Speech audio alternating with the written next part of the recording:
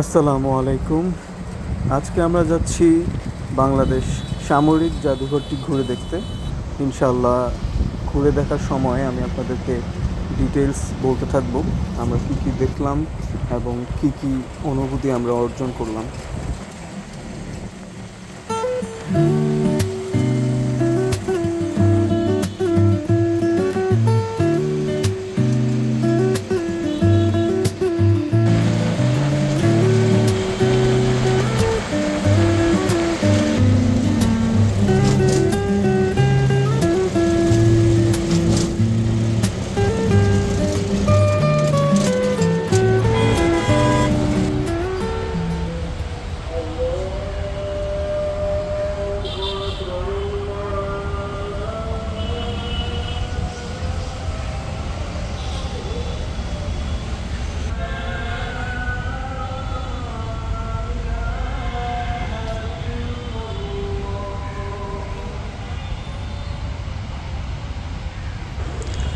যেহেতু অনলাইনেই টিকিট কেটে ফেলেছিলাম আমরা, সেক্ষেত্রে চেক ইন করতে কোনো ঝামেলাই হয় নাই।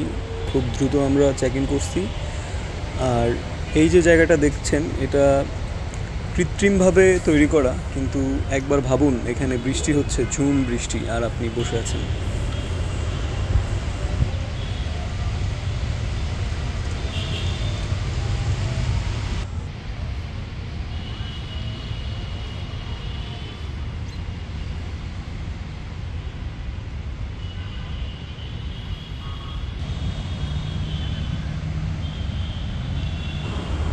এটা হচ্ছে মিলিটারি মিউজিয়ামের আপনার এন্ট্রেন্স বলা যেতে পারে। আপনার বিশাল এক আয়োজন, আসলে বলা যায় টাকা থাকলে কি না করা যায়।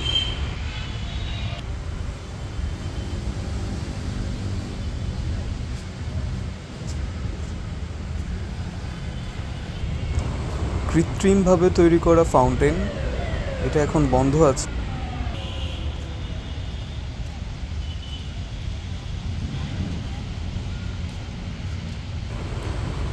দূরে যে সামনে আমরা দেখতে পাচ্ছি, এটাই মিলিটারি মিউজিয়ামের প্রবেশদ্বার। এখানে টিকিট চেকিং এবং আপনার ব্যাগ, আপনি কি বিলঙ্গিংস নিয়ে ঢুকতেছেন, এগুলো চেকিং হচ্ছে। মহিলাদের জন্য আলাদা লেন রাখা আছে আর পুরুষদের জন্য আলাদা করে লেন করা আছে। তো আমরা ঢুকে গেলাম মিউজিয়ামে। এখানে আমি আগেও একবার এসেছি, তো আমার প্ল্যান হচ্ছে নিচে থেকে শুরু করা। আমরা একদম নিচ থেকে শুরু করব। এটা হচ্ছে -1।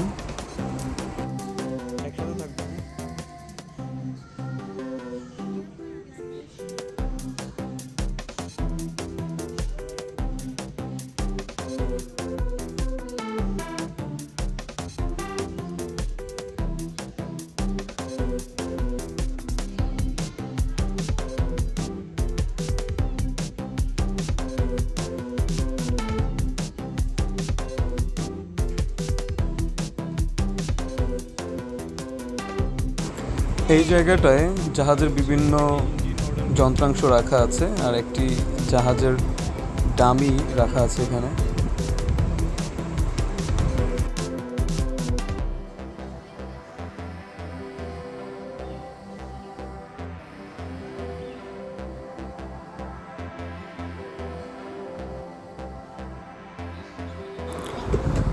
এই জায়গাটা আপনাকে 3D একটা ফিল দিবে।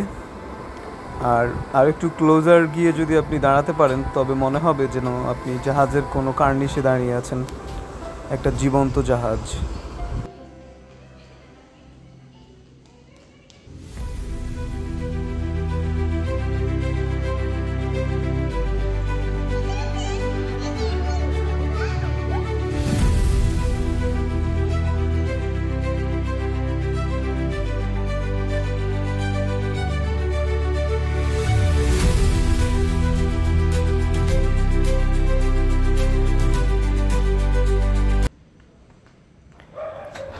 মিউজিয়ামটি এমনভাবে সাজানো হয়েছে যে আপনার বাচ্চারা, অবশ্যই বাচ্চারা খুব খুব খুব বেশি এনজয় করবে। আর আমি মনে করি সবাই সবার বাচ্চাদের নিয়ে অবশ্যই এখানে ঘুরতে আসবেন।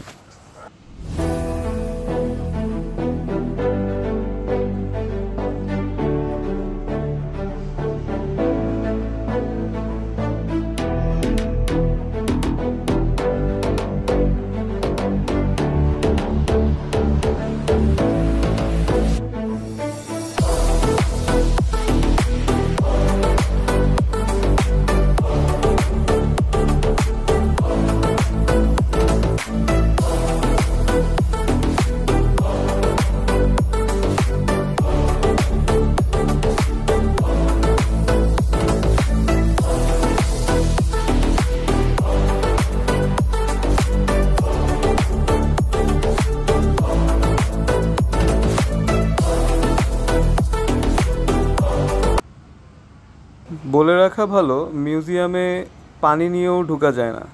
তার মানে হচ্ছে বাহির থেকে খাবার দাবার থেকে শুরু করে আপনার বিভিন্ন ধরনের মেটালিক প্রবলেমেটিক জিনিস সেগুলো নিয়েও ভিতরে ঢোকা যাবে না। সো অবশ্যই ভিতর থেকেই পানি কিনে খাইতে হবে।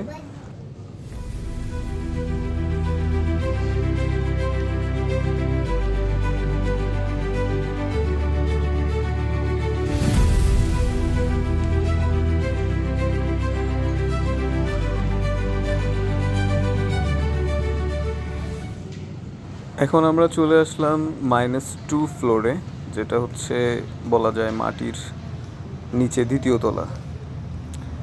এখানটায় অনেক কিছু আছে, আমরা আস্তে আস্তে সেগুলো এক্সপ্লোর করব।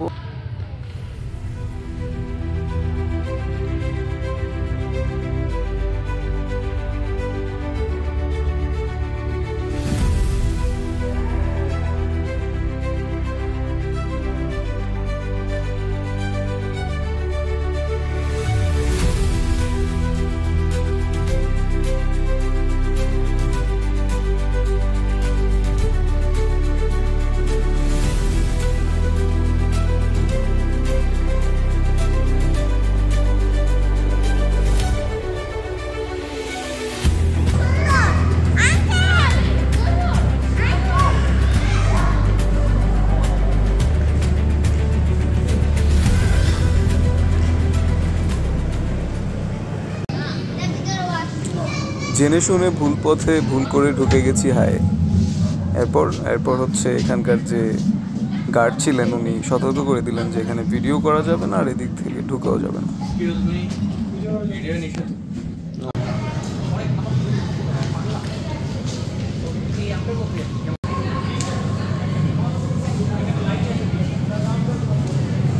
টর্পেডো।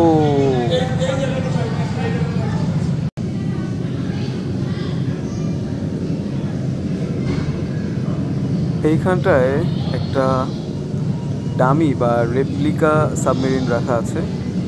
আমরা এখানে এখন এটাই দেখব। তার আগে এর আশপাশটা একটু দেখে নিই। এখানে লাইটিংটা এমনভাবে করা আছে যেন মনে হয় একটা সাগরের নিচের পরিস্থিতি তৈরি করে, জীবন্ত একটা রূপ দেওয়ার চেষ্টা করা হয়েছে।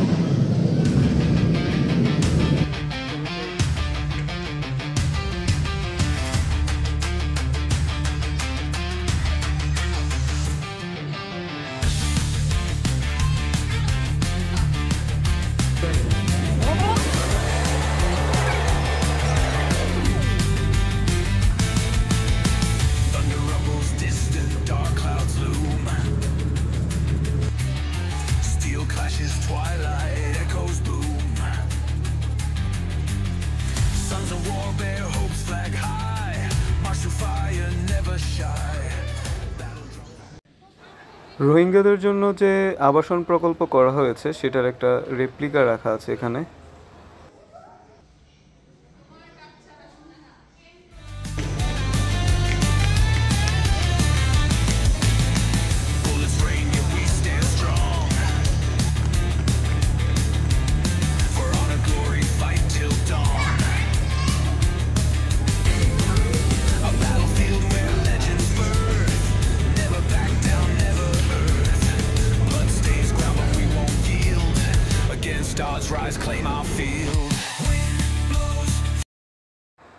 আমরা এখন যে ফ্লোরটাতে আছি এখানে বাংলাদেশ সেনাবাহিনীর বিভিন্ন ব্যবহৃত জিনিসপত্র এবং তাদের সরঞ্জাম রাখা আছে।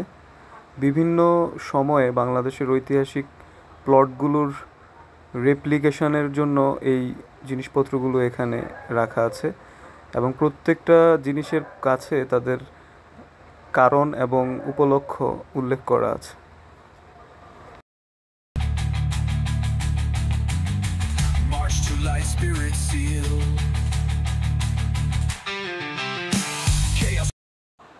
প্রত্যেকটা জিনিস বাংলাদেশের সার্বভৌমত্বের পক্ষে লড়াইয়ের উপস্থিতি জাহির করে।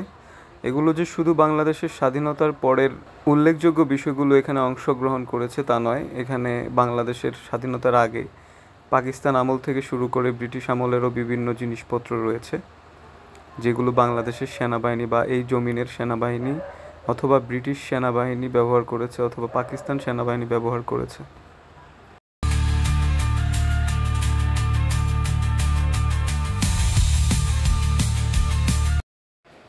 Here you see our great General Usmani.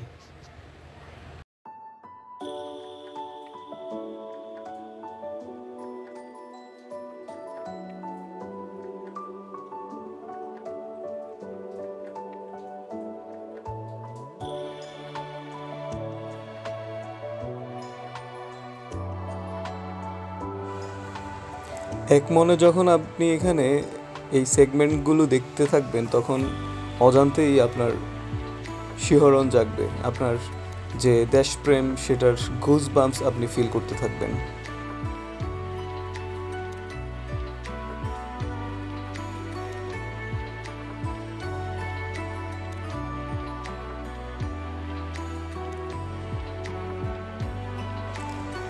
ঐতিহাসিক সে দৃশ্যপট 1971 সাল 16ই ডিসেম্বর। এই পটভূমি ভোলার নয়, ভুলতে পারে না কেউ।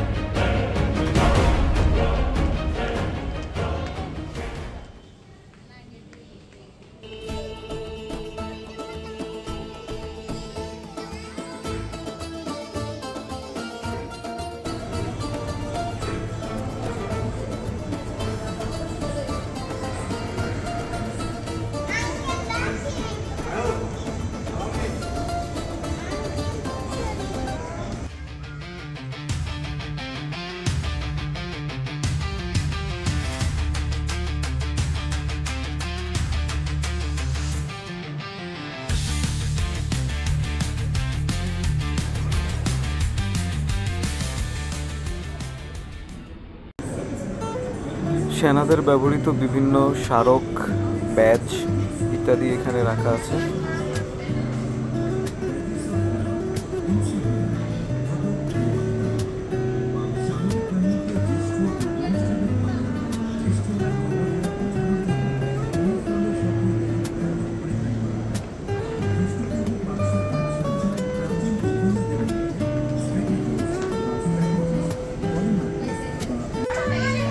বাচ্চাদের জন্য ছোট করে একটি কিডস জোন করা আছে। এছাড়া একই জায়গায় বাচ্চাদের দুধ পান করানোর জন্য জায়গা করা আছে।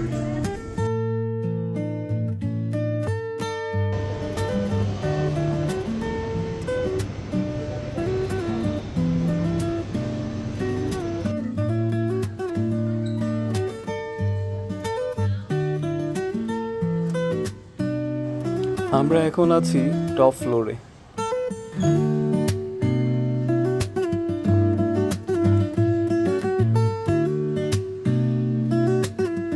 এই ফ্লোরের উপজীব্য বিষয় হচ্ছে এখানে বাংলাদেশ বিমান বাহিনী সম্পর্কিত বিভিন্ন ইনফরমেশন এবং তাদের বিভিন্ন ধরনের ঐতিহাসিক প্লট এখানে উল্লেখযোগ্য।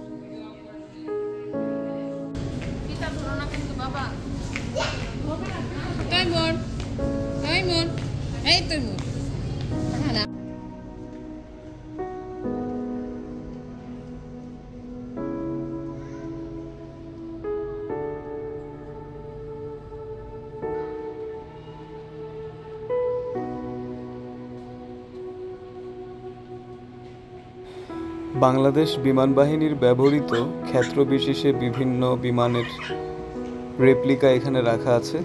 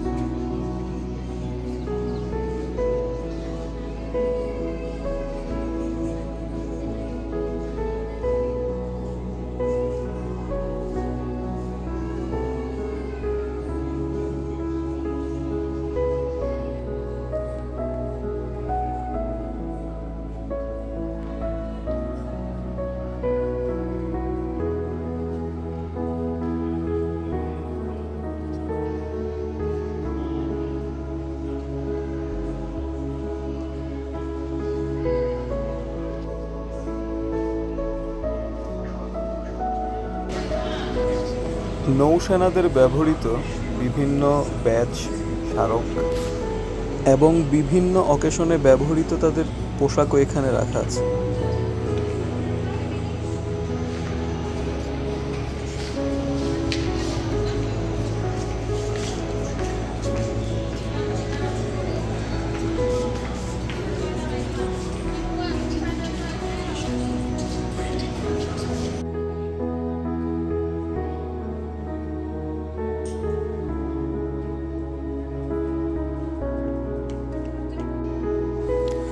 এটাকে সার্ভেলেন্স ড্রোন বলা হয়।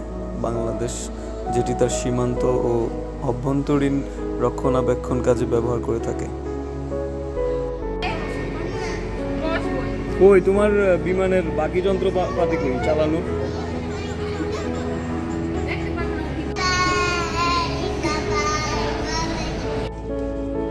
ভিডিওতে আমরা একটি এক্সিট পয়েন্টের কথা একটু আগে দেখিয়েছিলাম। ওই এক্সিট পয়েন্ট দিয়ে বের হলে আমরা এই জায়গাটায় আসব, যেখানটায় হচ্ছে সেনাবাহিনীর বিভিন্ন ট্যাঙ্ক, বাংলাদেশ বিমানের বিমান এবং আমরা দূর থেকে যখন তাকাই নিচে সাবমেরিন সহ কিছু জাহাজ রাখা আছে, সেটা আমরা দেখতে পাবো। হ্যাঁ, অবশ্যই এগুলো রেপ্লিকা অথবা ধ্বংসাবশেষ।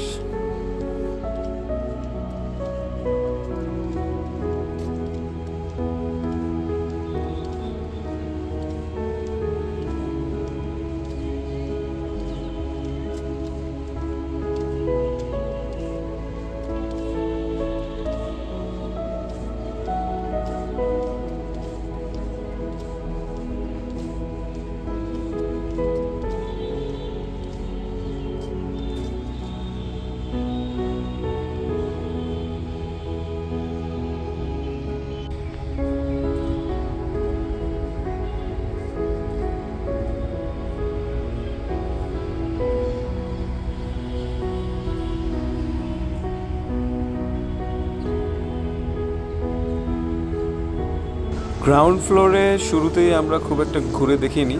আমরা নিচ থেকে শুরু করে উপর হয়ে আবার যখন ভিতরে ঢুকলাম তখন হচ্ছে নিচটা আবার একটু দেখে নিলাম। এখানটায় আরও কিছু জিনিস আছে যেগুলো আপনারা দেখতে পারেন চাইলে। তো এখন আমরা খতম করব, তবে খতম করার আগে আমরা যে দিকটা থেকে বের হচ্ছি এর ঠিক হাতের বাম পাশটা হয়ে বের হব, যার কারণে আমাদের উদ্দেশ্য ঠিক এদিক থেকে হাতের বাম পাশ। এখানে আমরা যখন ঢুকলাম হাতের ডান পাশেই একটি ক্যাফেটেরিয়া আছে, কারো খুব বেশি খিদা লাগলে এখানে খাইতে পারেন।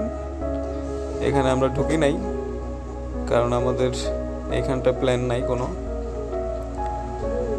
আমরা উপর থেকে যে সাবমেরিনগুলো দেখছিলাম আর জাহাজগুলো দেখছিলাম, এগুলো এখানটায় আসলে আমরা খুব কাছে থেকে দেখতে পারি।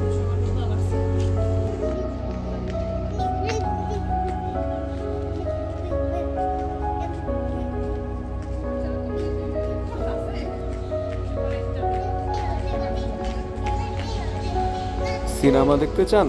ইস্টার সিনেপ্লেক্সে ঢুকে যান। এখানে হচ্ছে হাতের ডান পাশে ইস্টার সিনেপ্লেক্স, আর সামনেই হচ্ছে একটা খাবারের স্টল। খাবারের মেনুটা আমি হালকা করে ভিডিও করে নিলাম। সামনে আমরা এগিয়ে যাব।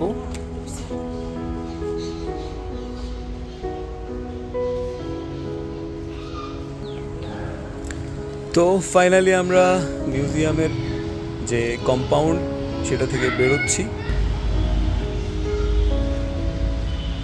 আমার কাছে এই এক্সিটের যে জায়গাটা, এটা অনেক ভালো লেগেছে।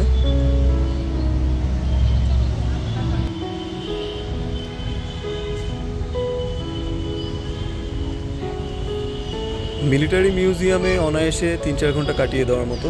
সো আমাদের বাচ্চারা সবাই ক্ষুধার্ত, আমরা যাচ্ছি ওইখানে।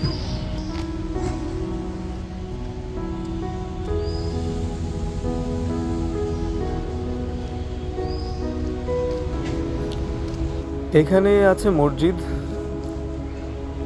আর শুরুতে অজুখানা। সুন্দর মতো অজু করে এখানে নামাজের জন্য মহিলাদের জন্য স্থান আছে আলাদা, আর পুরুষদের জন্য আলাদা, হুইচ ইজ এ প্লাস।